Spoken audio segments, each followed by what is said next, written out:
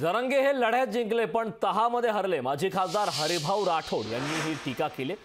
त्यांना यश आले तर ओबीसीच्या लढ्याला अपयश आले असं देखील त्यांनी म्हटलं।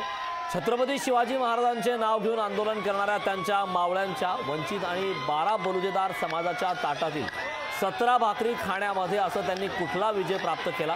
त्यांच्या या लढ्याला जर यश मिळाले असेल तर निश्चितच मंत्री छगन भुजबळ, प्रकाश शेंडगे आणि ओबीसीच्या लढ्याला अपयश आले अशी टिप्पणी माजी खासदार हरिभाऊ राठोड यांनी केली। मनोज जरांगे यांनी मराठ्यांचा लढा निकराने लढला। ते या लढ्यामध्ये जरी विजयी झाले असले तरी ते तहामध्ये हरले आहेत।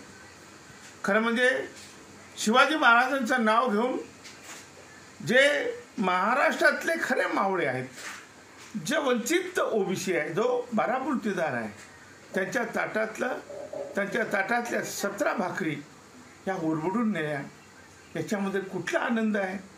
आणि म्हणून आज जरी मराठा समाज आनंदोत्सव बनवत असला तरी ओबीसी समाज हा दुःख बनवत आहे।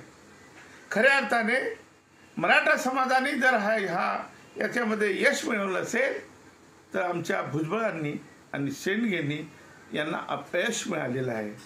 आणि म्हणून मी सांगत होतो की त्यांना सब कॅटेगरीशन द्या। आणि इकडे सरकार सांगत होतं की आम्ही ओबीसीला धक्का लागणार नाही। प्रचंड भूकंपाचा धक्का या सरकारने दिलेला आहे आणि आता सरकारला ओबीसी धक्का दिल्याशिवाय राहणार नाही। लोकशाही मराठी ऐका, पहा, जागरूक रहा।